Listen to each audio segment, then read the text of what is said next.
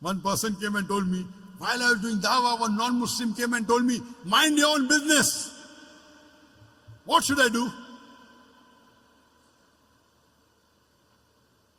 I told him, I gave him incidents. Suppose you and your family, along with your wife and a small kid of 4 years old, goes on a hill station for a holiday.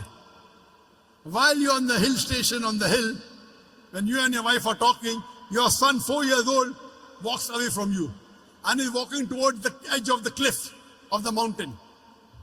By the time you realize, he is far away, you can hardly see him. But you say, Ahmad, be careful. But your voice cannot reach there. He's far away. You can see him. While your son is walking towards the edge of the cliff, there's the elderly gentleman standing at the edge of the cliff and admiring beauty. He looks at your son, he smiles, and he continues admiring beauty. You want to shout, oh, mister, save my son.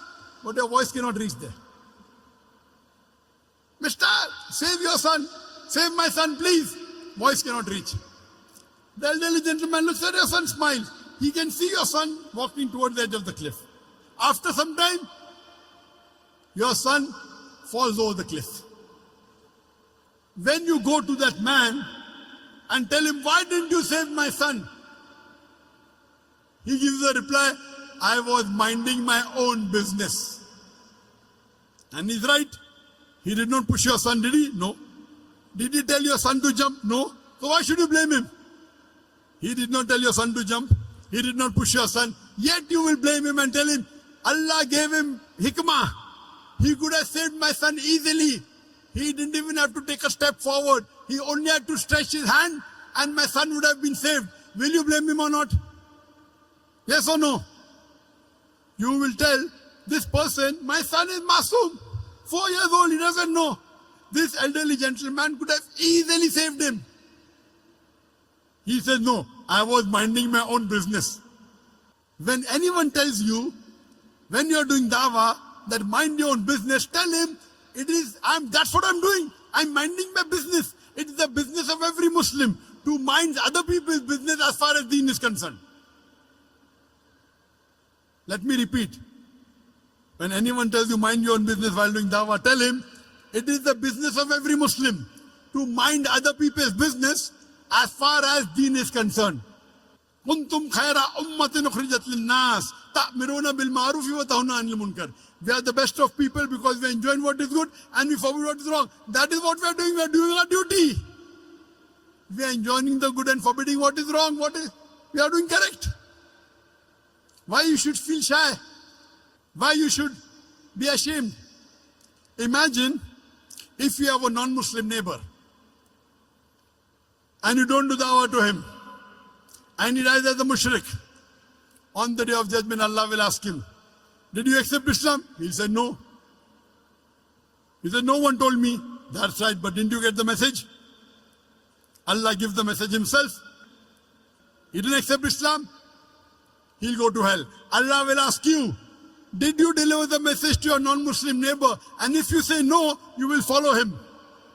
You will follow him because to deliver the message to the non-Muslim is fard. If you do not deliver the message to your non-Muslim neighbor, you will follow him and you will also go to hell. Allah subhanahu wa ta'ala says in Surah Al-Asr, chapter number 103, verse number 1 to 3, the criteria to go to Jannah. Rahe Nijad, the way to paradise. Allah says, Wal Asr. Innal insana lafi khusr. Illa alladhina amanu wa amilu salihati wa tawasaw bil haqqi wa tawasaw bis sabr. By the token of time, man is verily in a state of loss. Except those who have faith, those who have righteous deed, those who exhort people to truth, and those who exhort people to patience and perseverance. There are minimum 4 criteria required for any human being to go to Jannah. Number 1 is Iman, belief, faith. Number 2, Amal Salihat, righteous deed. Number 3, Watawasaw bil Haq, inviting people to truth, doing dawah and islah. And the 4th, Watawasaw bil Sabr, inviting people to patience and perseverance. There are minimum 4 criteria required for any human being to Jannah. If anyone is missing, under normal circumstances, you shall not enter Jannah. You may be a very good Muslim. You may be praying 5 times a day. You may be having a mark on the forehead. You may be fasting in the month of Ramadan. You may be giving zakat. You may have gone for Hajj. But if you don't do dawah, according to Surah Al-Asr, chapter number 103, verse number 1 to 3, you shall not enter Jannah. You have to pass in all 4 criteria. If you only dawah, all 4 are important. Iman, righteous deed, dawah and islah, and inviting people to patience and perseverance. If anyone is missing, you shall not enter Jannah. All 4 are required.